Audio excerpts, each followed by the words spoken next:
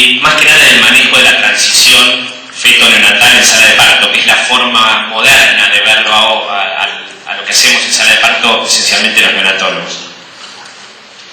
Bueno, como ustedes sabrán, existen una serie de organismos internacionales, nacionales, multinacionales, que se ocupan bastante intensamente, especialmente en los últimos años, de, por un lado, promover las buenas prácticas en lo que es la reanimación, no solamente a nivel neonatal, sino a nivel en todas las edades, sino también de renovar un poco la evidencia y de promover la investigación de aquellas áreas que sean necesarias investigar más, ¿no?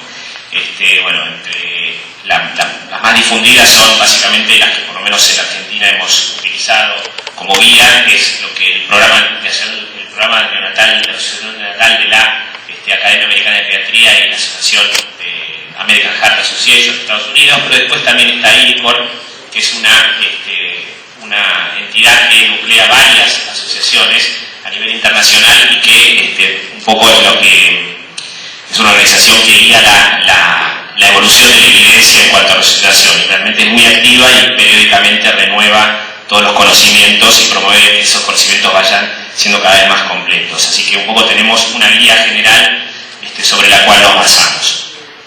En nuestro país, en la Argentina, supongo que en Perú puede llegar a ser parecido, no conozco si tienen dentro de las sociedades científicas algún área específica para reanimación, pero desde hace años en la Argentina existe un área de trabajo dentro de la Sociedad Argentina de Pediatría que se ocupa de lo que es la evaluación y la diseminación de información y la educación en reanimación cardiopulmonar neonatal. Desde el año 2009 también hay un área del Ministerio de Salud a nivel nacional que también se ocupa de esto y básicamente han tomado como guía las guías de reanimación del programa del NRP, del programa neonatal de resucitación de los Estados Unidos, pero también se desarrollan guías locales. Básicamente esto es lo que conocemos todos. Como decía el título de la charla, yo voy a hablar de avances y perspectivas. En la Argentina hay una disposición ministerial que está, digamos, promoviendo que toda persona que está en una sala de partos, que reanima recién nacidos o que recibe recién nacidos, tiene que tener aprobado el curso de reanimación neonatal. Supongo que si esto no es así en Perú, también, digamos, creo que muchos de ustedes deben haber realizado este curso. Pero básicamente es la educación con la cual el neonatólogo, la persona relacionada con la neonatología, está muy difundido. Entonces, lo que yo voy a hablar es un poco de los avances, básicamente los últimos cambios del programa de resucitación neonatal fueron en el 2010 y estos han sido bastante difundidos, así que vamos a ver un poco, transcurridos 4 años de las últimas recomendaciones, un poco para qué lado vamos avanzando y algunas cosas que hemos estado haciendo también nosotros.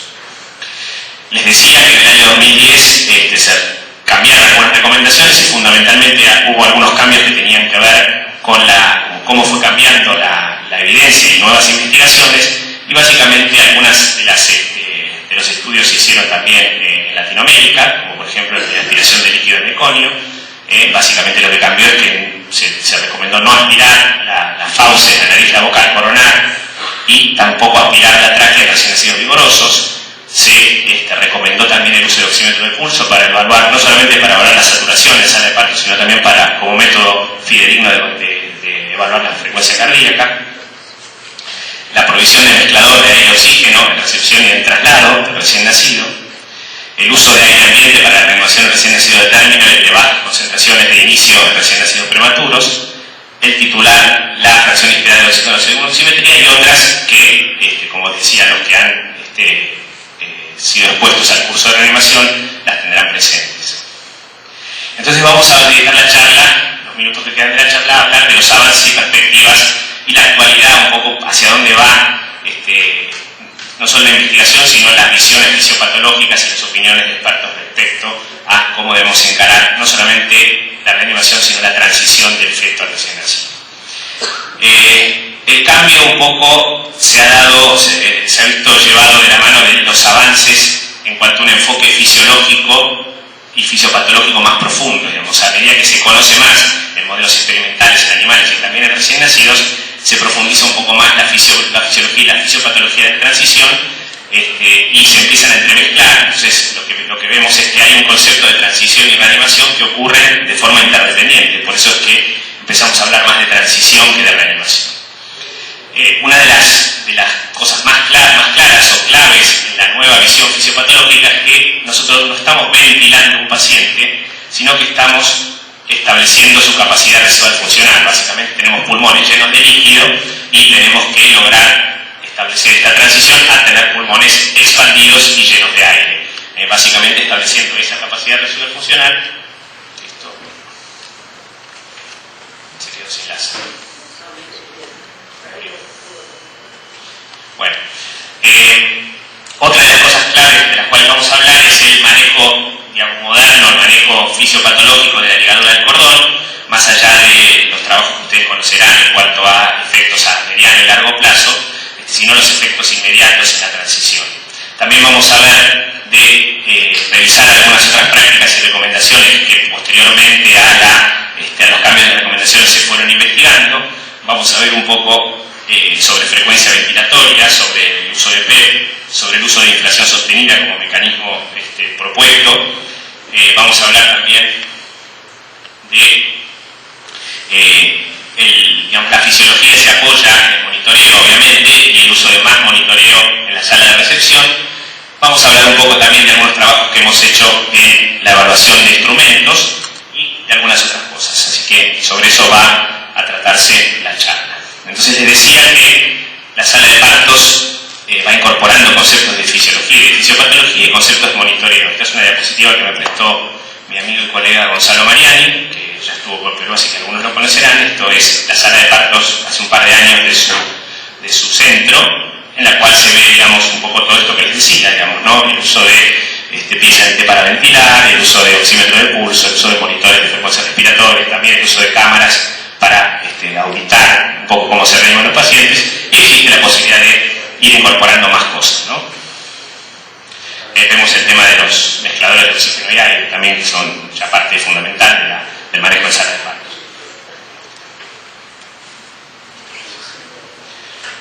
Bueno, entonces les decía que este enfoque más moderno se trata de la fisiología de la transición, y en la fisiología de la transición se han descrito varios componentes que son esenciales. Les decía que los pulmones están llenos de líquido, entonces uno de los componentes primarios es el llamado aclaramiento del líquido pulmonar-fetal. Es un proceso fisiológico que se puede transformar o no en fisiopatológico. También la secreción de surfactante, el surfactante tiene que ser liberado, digamos, en los espacios alveolares, y el comienzo de la respiración. Esto determina el establecimiento y sostén de la capacidad residual funcional, que les decía que es un componente esencial también de este momento de transición. Y esto se acompaña, no es solamente respiratorio o pulmonar o como lo queramos llamar, sino que también se acompaña simultáneamente de una transición de la circulación fetal a la neonatal, que es bastante más compleja de lo que podríamos anticipar hace algunos años, ¿no? El componente fundamental de esta transición circulatoria es la caída de la resistencia vascular pulmonar y el aumento del flujo pulmonar. Básicamente la sangre tiene que entrar a los pulmones y entrar de una forma fisiológica. Y todo esto, además de lo cardiocirculatorio y lo respiratorio, tiene que estar acompañado de un soporte endocrino. Entonces les decía que la ventilación, el concepto de ventilar a un recién nacido, ahora debe ir variando a el concepto de establecer su capacidad residual funcional. Obviamente ventilar también, pero creo que debemos pensarlo de esta manera. Cómo establecer la capacidad residual funcional es expandir los pulmones. En esto está involucrado lo que les llamaba de aclaramiento del líquido pulmonar. Los pulmones están llenos de líquido, ese líquido se tiene que ir a algún lado, y esto es un proceso que tiene varios pasos o varias fases. Hay una fase prenatal, que antes se pensaba que era muy importante, o también la parte del intraparto, que el bebé, al pasar por el canal de parto, se expulsaba líquido, etc. El tema de los canales de sodio, que funcionaban reabsorbiendo líquido a nivel del epitelio. Pero lo que se conoce ahora es que mayormente lo que impulsa la salida de agua de los pulmones, el aclaramiento del líquido pulmonar, es la presión transpulmonar, que tiene que ver con la inspiración en el caso de pacientes que respiren espontáneamente, y en el caso de la ventilación cuando el paciente necesita de soporte ventilatorio. Básicamente, entonces, lo que pensamos en cuanto a esto de establecer la capacidad residual funcional es que tenemos que lograr expandir los pulmones y luego ventilar con el menor daño. Acá volvemos a los conceptos de prevenir la injuria, ¿no? Lo que vemos en el gráfico de abajo, un trabajo de uno de los investigadores que son clave, creo, en cuanto a la fisiología de transición, que es el doctor Stuart Hooper, un fisiólogo de Australia. Vemos un paciente que está respirando espontáneamente y que se le toman, digamos, unas placas a determinados momentos de su transición. El paciente respira espontáneamente, cada una de estas es una respiración, y en la medida que mete 1, 2, 3, 4, es como que va aumentando el volumen, ¿sí? Entonces, el volumen, el momento inicial es ya, los pulmones no están expandidos, el momento B es el que se ve en esta placa, el paciente sigue respirando y espontáneamente, respirando espontáneamente, es capaz de no solo de expandir sus pulmones en pocas respiraciones, a veces llorando, a veces haciendo un poco de quejido, pero no solamente es capaz de expandir los pulmones, sino de mantenerlos expandidos. Esta es la situación normal de un paciente de término que respira solo. Y esto se ve en esta filmación de un conejo, que vamos a ver si baja, ¿sí? Que la fuerza que expande los pulmones es esa inspiración que normalmente una inspiración, esto también es de Stuart Hooper y el grupo de Australia, trabajando en Japón también, pero esa respiración espontánea alcanza en un paciente sano y fundamentalmente en un paciente de término para expandir los pulmones. ¿Qué pasa cuando el paciente es prematuro? Tiene menos fuerza, su diafragma, tiene los pulmones más rígidos, entonces quizás esto no ocurre tan naturalmente como veíamos en las fotos previas en esta inspiración de este conejo. Entonces, una de las medidas que están, digamos, propuestas como para ayudar a esta situación es la provisión de presión al final de la expiración. La provisión de PEP va a ayudar a que el paciente que estamos ventilando, o incluso que ventila espontáneamente, mantenga sus pulmones expandidos, y lo que vemos acá en estas fotos es una ventilación de un conejo recién nacido sin PEP a la izquierda y con PEP a la derecha. Entonces lo que vemos es el momento A, que es la expiración, el momento B, que es la expiración, y vemos que en el caso de no usar PEP, cuando el paciente inspira, abre los pulmones, cuando el paciente expira, los pulmones se colapsan. Usando PEP, se ve que los pulmones, a medida que el conejo respira, se mantienen expandidos. Es un conejo respirando espontáneamente y con el uso de PEP, que es algo de las cosas que estamos expresando en este concepto de no de reanimar, sino de apoyar y ayudar en la transición. El uso de una máscara de PEP en un paciente prematuro puede ayudar a que nuestra evolución en sala de parto sea esta y no esta. Acá es un video del mismo grupo que muestra la ventilación a 0, 5, 10, 5 y 0 de PEP. Vamos a empezar con 0, si es que se carga. Y vemos que la ventilación ocurre, pero que cada expiración los pulmones se colapsan. Esto es sin PEP. Subimos PEP a 5 y los pulmones empiezan a retener ese aire que ingresa, lo que ocurre naturalmente, digamos, en este caso ocurre ayudado por la presión al final de la expiración. Se suben a 10, los pulmones se expanden más aún, permanecen más expandidos, pero después pasa algo que nos puede pasar. Nosotros estamos con un bebé en la sala de parto y de repente se nos corre la máscara, algo que pasa muy frecuentemente, o cuando lo trasladamos sin presión, entonces baja la presión. ¿Y qué pasa? Bajó a 5, ya son más chicos, y ahora baja a 0. Bueno, lo trasladamos sin PEP.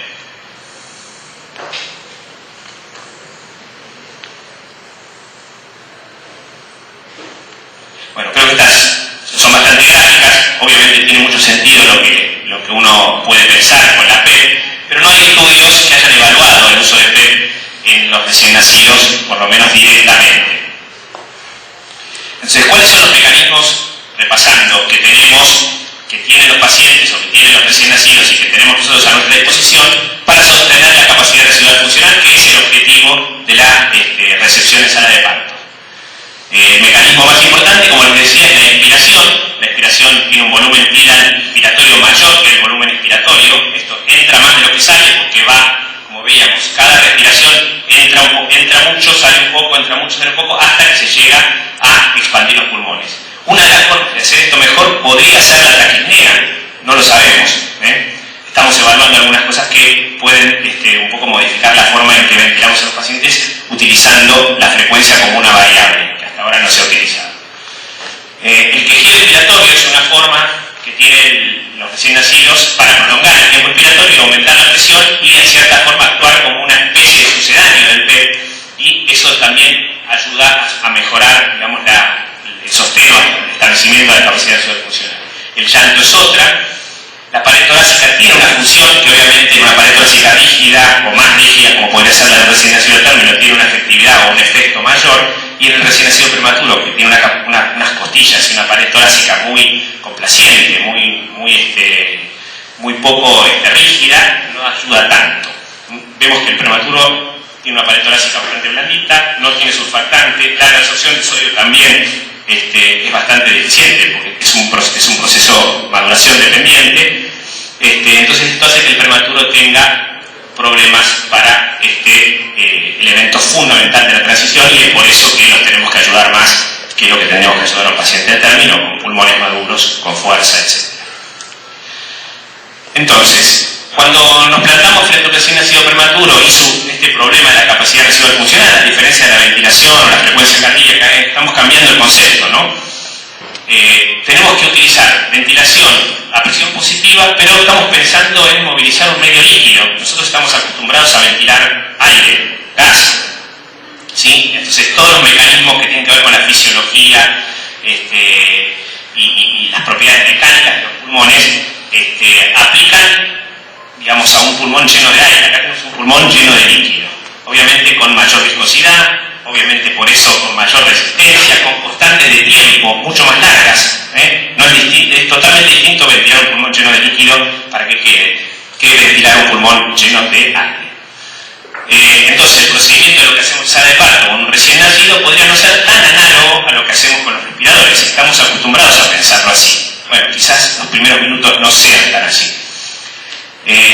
Entonces, ¿cómo y basado en qué aplico las recomendaciones de frecuencia respiratoria? Ustedes habrán visto que en el programa de reanimación neonatal se dice ventilación entre 40 y 60. Es lo mismo 40 que 60, cuando nosotros tenemos un paciente respirado con aire, digamos, ¿no? Pero es lo mismo 40 que 60, es lo mismo 40 que 50 que 60. Bueno, eso no se sabe y hasta ahora no se había estudiado. En base a todo esto que les vengo contando, el pulmón lleno de agua, la transición, etc., hay gente que ha propuesto que las presiones iniciales tienen que ser más elevadas, que el tiempo expiratorio tiene que ser más largo. Pero ¿qué pasa? Como les contaba la doctora Farini antes, todo esto se asocia a mayor riesgo sobre un paciente que ya de por sí es más susceptible a tal. Entonces, una de las propuestas es usar la PEP, como les mostrábamos antes en los videos, usar la inflación sostenida, esto de tener un tiempo expiratorio más largo, el constante de tiempo de un medio líquido es más largo, que se tarda más en inflar un globo lleno de agua que un globo lleno de aire. Una combinación de la inflación sostenida con el PEP y el uso juicioso del surfactante si hiciera falta.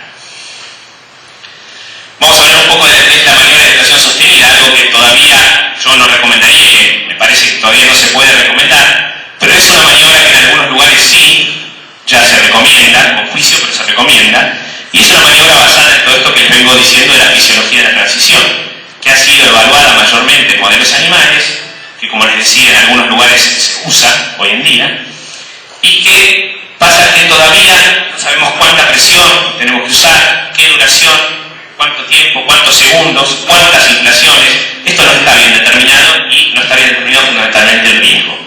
Es controvertido por eso y sería hasta cuestionable, aunque hay estudios recientes en recién nacidos. Les resumo rápidamente qué estudios podemos buscar en cuanto a inflación sostenida. El estudio del año 2005 que buscó citoquinas inflamatorias comparando 5 segundos versus 2 segundos en 52 recién nacidos, fue de manera aleatorizada y no encontró diferencias en citoquinas, 5 versus 2 segundos. Hay gente que dice 30 segundos, 20 segundos, o sea que esto es bastante moderado hace casi 10 años, ¿no? Otro estudio del año 2007, ya en más recién nacidos prematuros, 10 segundos con PIP de 20 vía tubo endotraqueal, nasotraqueal, versus ventilación con máscara. Y lo que halló es menos pacientes ventilados a 72 horas, pero básicamente no se sabe si era por la ventilación sostenida o por la diferencia entre la máscara y el tubo nasotraqueal, con lo cual es medio cuestionable ese estudio. El estudio más reciente y más grande es un estudio multicéntrico hecho en Italia, con casi 300 prematuros de 25 a 28 semanas, usando 15 segundos con presión de 25, comparado con CPAP. Y también hallando menos intubación a las 72 horas, no tanta menos, pero menos, y es significativo, pero más neumotórax. Bastante más neumotórax, 6 versus 1%. Entonces, a pesar de que los resultados en modelos experimentales son muy promisorios, aún es temprano para recomendar la presión sostenida y más que nada hay que evaluar la seguridad y probablemente tenemos que comparar con otras estrategias, como les decía, no es solamente la presión sostenida lo que nos va a solucionar el problema, sino una combinación de muchas cosas y buscando una forma de resolver fisiopatológicamente este problema. Les decía y les mostraba los videos que son bastante categóricos en cuanto al uso de PEP, pero en cuanto a evidencia, en cuanto a estudios realizados con el uso de PEP, no hay evidencia, recién ha sido el término de que haya que usar PEP. Los modelos animales, como les mostraba hasta los videos, sustentan fuertemente su uso para recién nacidos prematuros. En modelos animales se sabe que mejora la admisión de la capacidad funcional, la oxigenación, la inflamación. De hecho, la INCOR ya lo recomienda, a pesar de que no hay estudios. En forma de CPAP, en definitiva, digamos, muchos de los estudios de CPAP que se publicaron en los últimos 10 años incluyeron el apoyo desde sala de parto, o sea que en forma de CPAP para soporte prematuro esto sí ha sido evaluado. Su uso, por ende, digamos, y mucho en relación a estos estudios, está difundido para el soporte no invasivo en sala de partos y con recepción y traslado. Un estudio que realizamos en la Argentina y se publicó este año, comparando el reanimador de PCNT versus una bolsa autoinflable, permitió indirectamente, como les decía, evaluarlo como resultado secundario. Y vamos a ver un poco eso. Entonces, este estudio que les quiero contar, un poco porque es algo que hicimos nosotros y quizás pueda llegar a influir en las nuevas recomendaciones o generar nuevos estudios que lleven a un cambio de las recomendaciones, se realizó para evaluar instrumentos de los que usamos en sala de parto. Este es el estudio y de hecho quería resaltar que también participó gente de Perú, así que es un estudio que se publicó recientemente en el Journal of Pediatrics y básicamente estaba basado en otro estudio que habíamos publicado previamente en una simulación con un maniquí. Pero básicamente este estudio comparó el Neopaf con la bolsa autoinflable en pacientes prematuros y de termo. El objetivo era comparar la efectividad de estos instrumentos y el resultado que veíamos era la reanimación efectiva, básicamente en pacientes que necesitaban ventilación, ver cuántos de ellos lograron una frecuencia cardíaca mayor de 100 latidos por minuto en 2 minutos, a los 2 minutos de vida. Fue un ensayo multicéntrico, como les contaba, que fue aleatorizado por grupos y cruzado, y se llevó a cabo en 11 centros, incluyendo 4 en Argentina, 3 en Chile y 1 de Perú. Los criterios de inclusión eran recién nacidos mayores de 26 semanas que requerían ventilación a presión positiva según las recomendaciones actuales. Las cointervenciones en sala de parto se hacían según las recomendaciones actuales y el resultado principal es el que les contaba, la proporción de pacientes o de recién nacidos con frecuencia mayor de 100 a los 2 minutos. Bueno, estos son los centros que participaron.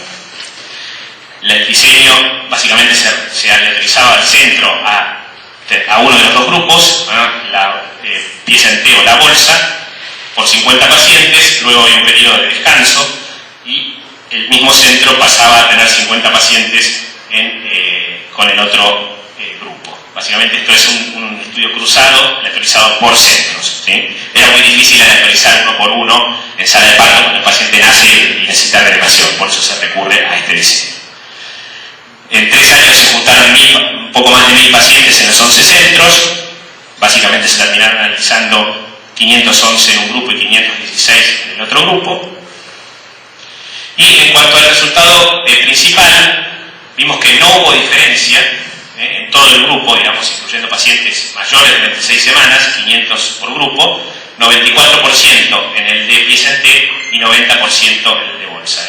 Esta diferencia de 4 puntos no era significativa. En cuanto vimos los resultados secundarios, encontramos que sí había diferencia en uno relativamente importante, que era la intubación. en la intubación de pacientes era de 17% en el grupo con pieza de T y de 26% en el grupo de bolsa inflable. O sea que ya ahí vimos una diferencia. Después en otros resultados secundarios inmediatos en sala de parto no había diferencia. En el ACA, la necesidad de masaje cardíaco, en el tiempo, en requerir, en ventilar, en que el paciente ventile espontáneamente, no había diferencias. En cuanto a los resultados secundarios más tardíos, no había diferencia significativas, ni en mortalidad, ni en escape de aire, ventilación mecánica. En displasia broncopulmonar había una tendencia interesante, que la pudimos saber, porque la verdad es que nos llamó la atención que era casi el doble en los pacientes con bolsa inflable. Y piensen que la población que nosotros estábamos evaluando era una población que incluía obviamente pacientes de término, o niños de término. Entonces lo que hicimos es un subgrupo, un análisis de subgrupo, que obviamente tiene menos valor, menos peso, porque es un análisis que no tiene el poder estadístico que corresponde, digamos, pero que valía la pena ir investigando. Entonces, en mayores de 1500, que eran 832 pacientes, la diferencia en el outcome principal, en el resultado principal, seguía no existiendo. Pero en los pacientes menores de 1500 sí, el resultado principal, o sea, recuperar la frecuencia cardíaca mayor de 100 a los 2 minutos ya era bastante mayor, 12 puntos porcentuales mayor en la pieza de T. Y cuando fuimos a ver la displasia en este subgrupo, vimos que también era bastante relevante la diferencia que había en el subgrupo. No presento las estadísticas por esto del tema del poder. Piensen que tenemos 200 pacientes nada más, menores de 1500, pero nada más y nada menos, ¿no? Entonces, las conclusiones del trabajo fueron que el reanimador en pieza T no fue superior que la bolsa en lograr el resultado principal, que era la frecuencia cardíaca mayor de 100 a los 2 minutos, en recién nacidos mayor de 26, que eran reanimados con una máscara. Sin embargo, disminuyó las necesidades para intubación en esta población. Y en un análisis secundario, no con el poder suficiente, se encontró que en los recién nacidos prematuros era más eficaz, porque se reanimaban mejor, tenían mayor porcentaje de frecuencia cardíaca mayor de 100 y más seguro tenían menos displasia. Obviamente esto tiene que ser interpretado con cautela, por esto que les decía del poder, y debería ser evaluado en estudios específicos sobre esta población. Entonces vamos a, obviamente es un estudio que quizás genera nuevas hipótesis, que puede generar algún cambio en las recomendaciones y que nos informe un poco más sobre qué instrumentos deberíamos utilizar en la sala de partos. Y básicamente una de las cosas que nosotros deducimos de este trabajo es que en la pieza en T, más allá del límite que se impone a la presión pico, en la pieza en T estamos ventilando con PEP. Pero bueno, vamos a seguir viendo otros avances y perspectivas, vamos a ver otras prácticas y vamos a ver un poco de frecuencia ventilatoria y evaluación de otros instrumentos. Con la doctora Cecilia Copucci, una becaria doctoral de nuestro servicio, enfocamos el estudio de la frecuencia respiratoria. Les decía que las recomendaciones dicen 40-60 sin especificar, y lo que buscamos es usar un metrónomo para comparar, primero para ver cómo ventilan los neonatólogos, con cuánto ventilan, se los educan, se los entrena para ventilar entre 40 y 60 en sala de parto, pero no sabemos cuánto realmente proporcionan cuando van a ventilar a un paciente. Nosotros no lo hicimos en sala de parto esto, sino que lo hicimos en un modelo con un maniquí, o sea que eso tiene sus limitaciones, pero encontramos cosas bastante interesantes. Y después comparamos qué pasaba si usábamos un metrónomo, que es un instrumento de los que se usa en música, básicamente, que te marca un ritmo para ventilar de acuerdo a ese ritmo, que puede ser por un ruido o por una señal visual, una lucecita. Lo que vimos es que la diferencia entre lo que la persona decía ventilar y realmente ventilaba, cuando se ventilaba sin metrónomo, es en verde. Estos son los 36 sujetos que básicamente la diferencia cero sería que ventilan donde dicen que iban a ventilar. Y básicamente en verde vemos que todos decían que ventilaban acá y uno ventilaba 60 veces más, 60 respiraciones por minuto más. Y bueno, estos son sin el metrónomo, ¿sí? Por todos lados, para arriba, para abajo, mucho para abajo, llamativamente. Y cuando usábamos el metrónomo, la diferencia era prácticamente nula. O sea, el metrónomo como instrumento en una simulación servía para que nosotros, ventilando con una bolsa, podamos dar la frecuencia respiratoria que queremos dar.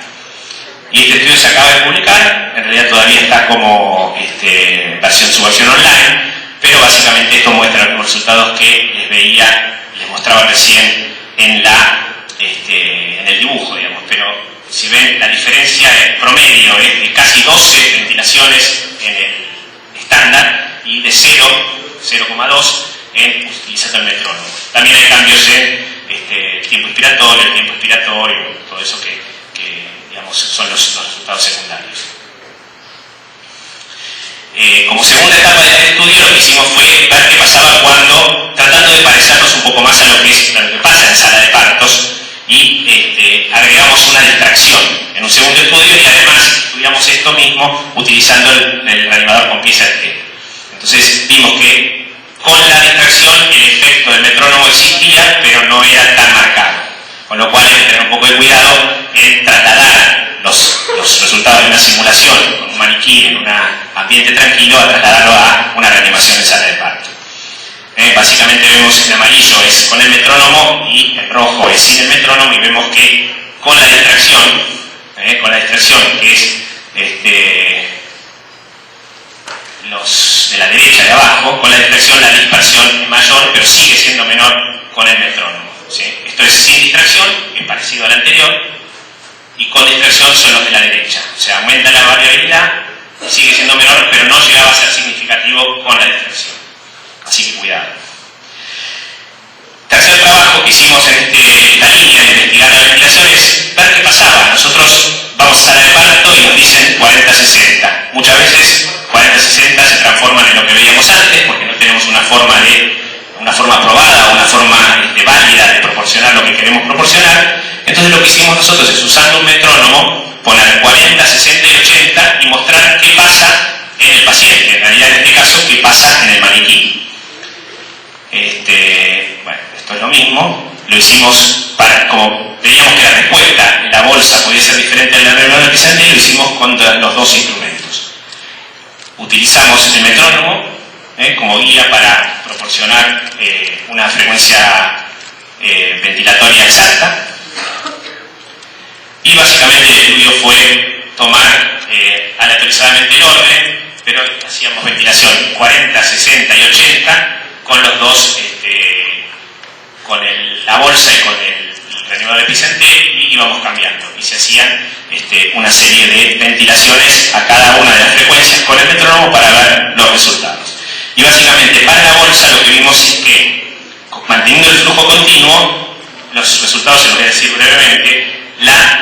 El volumen tira inspiratorio era menor a 80, significativamente menor que en 60 y que en 40 por minuto. Que la MAP era mayor, o sea que básicamente empezamos a poder manipular con la frecuencia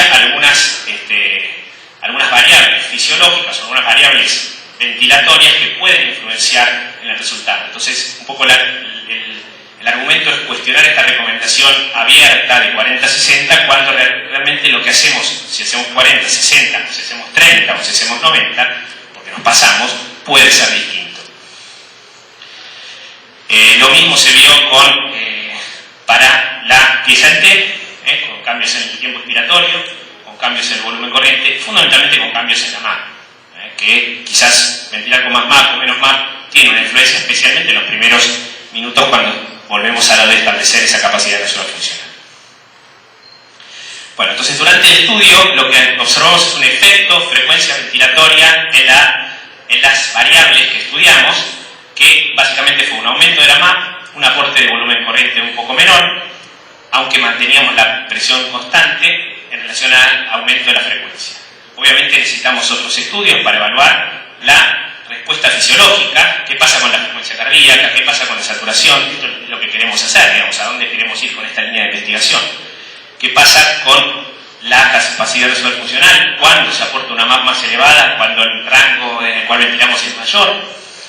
Si hay una respuesta biológica al aporte de la presión más elevada durante la estrategia, y si podemos eventualmente, que sería ya el final de la línea, si es que algún día llegamos o si llega alguna otra persona que también quiere estudiar esto, si algunas fisiopatologías distintas o algunas situaciones distintas de sala de parto pueden requerir frecuencias respiratorias distintas. Si es lo mismo ventilar a un paciente de 500 gramos con una anemia severa o un asfixiado de término con pulmones sanos. Si tenemos que usar la misma frecuencia o si tendríamos que usar frecuencias distintas. Hoy las guías de reanimación no dicen nada y quizás en el futuro podamos hacerlo mediante el uso de estos instrumentos como el metrónomo, podríamos hacerlo. No sé cuánto me falta porque...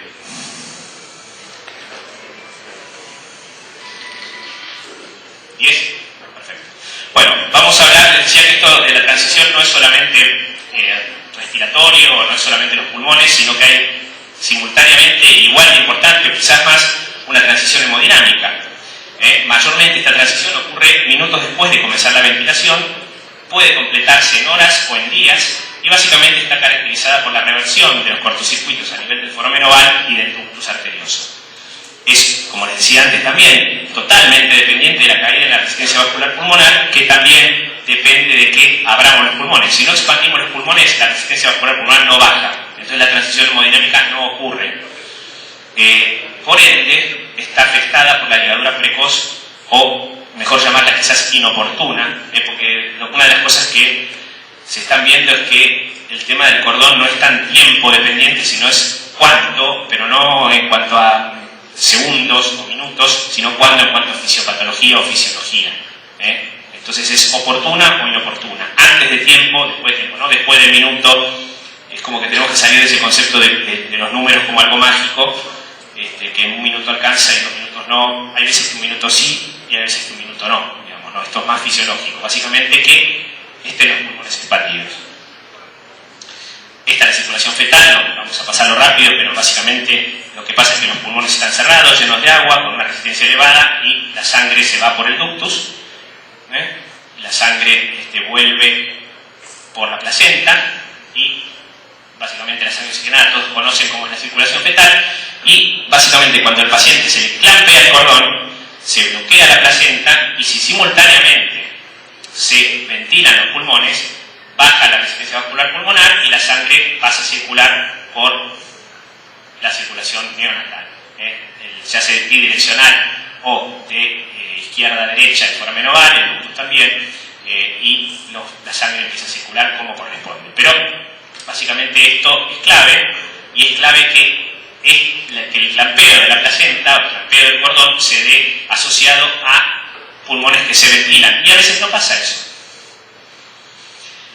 Entonces, recapitulando, la ligadura del cordón aumenta la resistencia vascular sistémica, básicamente la placenta es un flujo de baja presión, y disminuye el retorno venoso, y esto es importantísimo, en 30 al 50%. Entonces nosotros estamos de golpe, cuando clampeamos el cordón, sometiendo a nuestro paciente, al corazón de nuestro paciente, a un aumento súbito de la resistencia vascular, de la poscarga, un aumento súbito de la poscarga, y le sacamos la precarga. Imagínense, o sea, estamos haciendo algo que quizás durante años ni pensamos que lo hacíamos. 30 a 50% del retorno venoso, pierde de golpe el paciente. Entonces, básicamente, si nosotros hacemos esto sin que los pulmones estén expandidos y sin que la sangre pueda volver rápidamente de los pulmones, básicamente los pulmones se llenan de sangre, vuelve a la aurícula izquierda y llena el ventrículo izquierdo. Si los pulmones no se llenan de sangre, esa aurícula izquierda queda sin sangre. Entonces, lo que sí se sabe de animales, mirando esta fisiología, se sabe que respirar y reclutar en la capacidad funcional antes de ligar el cordón mejora la estabilidad cardíaca en ovejas. Todo lo que se ha investigado está mejor cuando antes de clampear el cordón los pulmones están abiertos, están ventilados y la sangre ya pasó a los pulmones. Por otra parte, ligar el cordón, esto también se sabe no solo en animales sino también en humanos, ligar el cordón antes de respirar, antes de que los pulmones estén expandidos, por esto que pasa, se asoció a bradicardia refleja en muchos modelos, además de alterar el flujo carotídeo y sistémico. Entonces, todo esto, piensen en nuestro paciente prematuro, ¿no? Que está con los pulmones cerrados, que le clampeamos el cordón rápido porque lo queremos llevar y lo estamos sometiendo a esto, y muchas veces esas reanimaciones que tenemos que hacer por frecuencia cardíaca baja son porque el paciente está realmente con bradicardia o porque esta bradicardia refleja lo que hicimos. Vamos a ver ahora un ejemplo que para mí fue muy claro, digamos, cuando la primera vez que lo leí. pero básicamente acá hay un potencial para inducir RCP, para inducir ventilación innecesaria, como altera el flujo carotídeo para inducir hemorragia intracraniana, necesidad de inotrópicos, etc. Esto lleva a que, ¿cómo hacemos? Porque todo el mundo dice, bárbaro, ventilemos primero y clampiemos después, en una cesárea, en un paciente, digamos, que está en un lecho quirúrgico, digamos. Básicamente, bueno, y se empiezan a desarrollar estas cosas, ¿no? Para poder ventilar al paciente con el cordón puesto. O sea, es algo que empieza a hablarse cada vez más, es como exponencial, digamos. En 5 años no hablaba nadie, hace 3 empezaron a hablar y ahora está hablando todo el mundo de esto. Vamos a hablar de esta transición hemodinámica. 2 escenarios clínicos.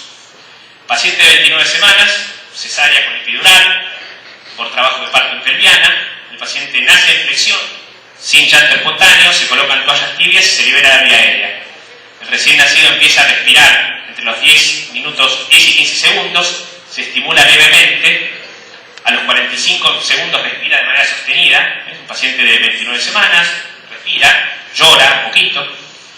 Se liga el cordón a los 60 segundos y el recién nacido se lo traslada a recepción, vital y reactivo. Obviamente es prematuro, tiene unos pulmoncitos un poco inmaduros. Se le coloca CPAP con 30% de oxígeno y la frecuencia cardíaca es mayor de 100 por minuto. Bárbaro, ¿no? 29 semanas, cesárea con epidural, trabajo de parto en pelviana, nace en flexión sin llanto espontáneo, el obstetra corta y liga inmediatamente el cordón. El recién nacido se encuentra en apnea y se lo lleva directamente a recepción y no está reactivo. Se aplica CPAP con 30% de oxígeno, la frecuencia cardíaca es 70 por minuto. ¿Se acuerdan de lo que hablábamos recién? ¿De qué pasa con esta bradicardia refleja? Se administra ventilación a presión positiva, requiere el aumento de oxígeno a 60% y a los 3 minutos respira espontáneamente y su frecuencia cardíaca es mayor de 100. ¿A ustedes les parece que esto es lo mismo? A mí no. Les decía que hay trabajos que muestran, y este es por ahí el más importante, del grupo de Australia. Les decía, este investigador es el fisiólogo más importante de lo que es transición, les diría. Pero básicamente muestra que en ovejas el hecho de ventilarlas, de clampearse el cordón antes de ventilarlas, genera alteraciones en el flujo carotídeo. Ven que las negras son sin ventilar y las blancas son ventilando. En el flujo carotídeo, ¿sí? En la frecuencia cardíaca, esto que les comentaba recién, en la frecuencia cardíaca cuando se clampea sin ventilar, baja de forma refleja, y en el flujo pulmonar. Flujo pulmonar sin ventilar, con ventilar. Bastante claro, es esto fisiológicamente en un modelo animal, obviamente. Pero también hay algo totalmente opuesto. Este es el modelo animal, era una oveja en un laboratorio, y esto es África, en Tanzania. Vieron más de 15.000 recién nacidos y fueron a buscar cuándo se había clampeado el cordón en todos estos partos. Y lo que se vio es que el riesgo del resultado combinado de muerte o inclusión a la terapia intensiva en Tanzania bajaba 20% por cada 10 segundos del clampeo del cordón. O sea que les mostré, digamos, un extremo que sería las ovejas en un laboratorio en Australia, bla, bla, bla, y qué pasa en Tanzania con el clampeo del cordón. Entran más a terapia y se mueren más, con un número obviamente grande para mostrar esto, ¿no? Entonces, resumiendo la transición hemodinámica, ¿cuáles son las perspectivas? Bueno, la ligadura del cordón está hoy más definida para el recién nacido de término y el recién nacido pretérminos sanos. Ya las recomendaciones son bastante claras en la ligadura demorada, como les decía, preferimos llamarla ahora oportuna. Existe también una alternativa, que cada vez se publican más estudios de lo que es el ordeñe de cordón como alternativa para evaluar especialmente en prematuros y que ha mostrado resultados bastante alentadores, pero todavía no sabemos cómo comportarnos en recién nacidos enfermos, asfixiados, en pacientes con restricción de crecimiento intrauterina severa, en pacientes que ya están acidóticos en el útero. Cómo compatibilizar la ligadura demorada o la ligadura más tardía o la ligadura oportuna de cordón con la reanimación. Habíamos visto el carrito, pero todavía no está claro. Cómo superar esto con este carrito, digamos, si se puede, los inconvenientes físicos de resucitar con el cordón intacto. No sabemos todavía. Por ahora lo que sí tenemos que tener es más conciencia de esto, y por ejemplo en los estudios clínicos ya la gente dice que no no se puede hacer un estudio sin registrar el tiempo de ligadura del inicio de la respiración, porque hay muchas de las cosas que estamos estudiando después, la parte hemodinámica, hablamos ayer de la hipotensión al recién nacido, la hemorragia intracraneana, que pueden ser afectados por la transición. Bueno, hacen falta también estudios como el de Dr. Vine, un estudio que se publicó en Lancet el año pasado con mucha repercusión, para refinar los enfoques sobre ligadura de cordón. Bueno, esta es la bibliografía, mucho del grupo de Stuart Hooper, y les agradezco.